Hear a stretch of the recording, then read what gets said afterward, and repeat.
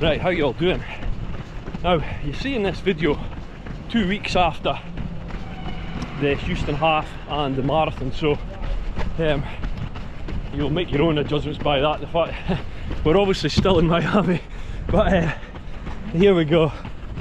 So just have a little debrief about the race and Houston itself and what we thought and what the results were. So listen, we'll cut all the crap and get straight to Amy, right? Amy, did you get a PB at the Chevron Houston half marathon? Yes. Yes. Only a minute. She says only a minute, but actually she fucking smashed it. What's your new PB? 120. 120. Yeah. So, 8 minutes. If I really liked it. listen, this wasn't the target for Amy, but a PB is a PB and a 120 is a very solid time. Top 1%. Top 1%. 72nd female out of 7,100. Yeah. So I'm coming to that. Right, Amy. 50. Tell us about what happened the night before. Well, really unfortunate. Went out for a burger with my friend, and even though I'm vegan and I had a vegan burger, I got food poisoning. So within 2 hours of eating, everything I ate came up. Yeah. And I could not keep any fluids down. I felt so sick. I couldn't fucking believe it. I was in bed by 7:30. Yeah, I can vouch for this. And, Amy spent the whole night throwing up. Oh man. The whole night before the race, just everything coming up, so not ideal. Then the morning, Yep. I was like, right, I felt like I'd been out drinking all night, that hungover feeling. Really struggled to eat anything. I think I had some water, had some block gels. I think I managed to get maybe 80 grams of carbs down me, which is not ideal. Normally I would have carb loaded the day before, but it all came up.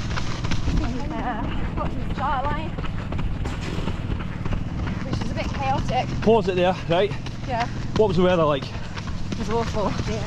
There was wild winds. What was the temperature like at the start? -7. 30-mile-an-hour wind gusts, but not in one direction. No. Felt like it was coming from everywhere because the buildings just funnel it.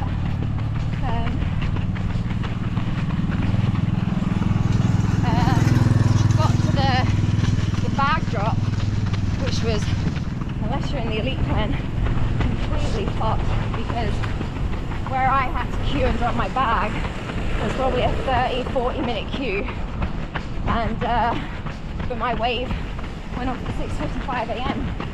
So I was like, what the fuck do I do with my bag? But luckily another girl had the same issue, and she knew a guy who was he said, I'll take the bag. And I looked at him, he's like, do you want me to take yours as well? I was like, please. He said, I'm not starting till 8 o'clock. So it's really not well set up. Like, that A corral is a free-for-all.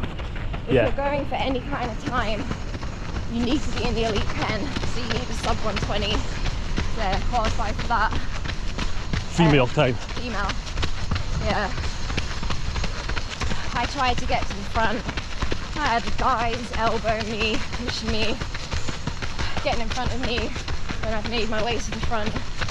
And actually, I didn't realise that the half marathon is a mass start. With the marathon, just absolute chaos for at least the first mile. And it's a shame because the course is perfect. It is absolutely perfect. So other than the start, the course is okay for a half. Yeah, but I wouldn't bother travelling internationally for it unless you're going in the elite 10.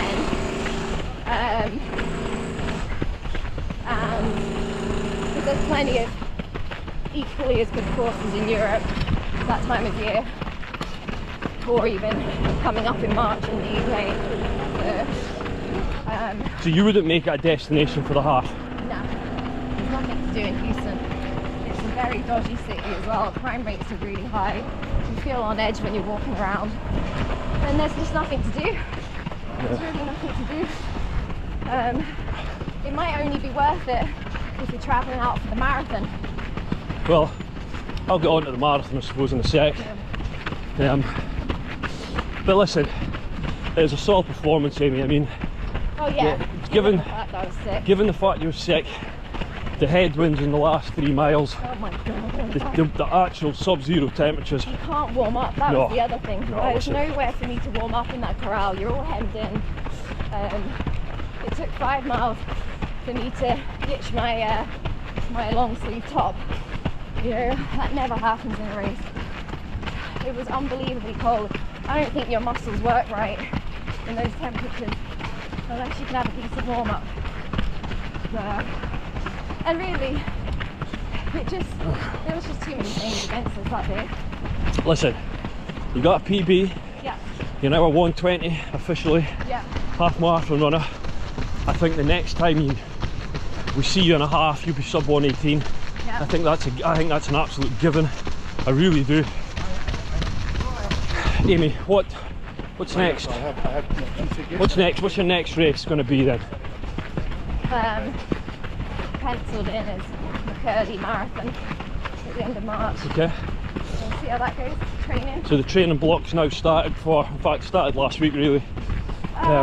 Kinda. Yeah, it did, didn't it? Yeah. Yeah, it did. So we're now week 2 into this training block. Took a sort of down week after the race, but so yeah. See how it goes. Take it easy. Oh, we're not getting through there.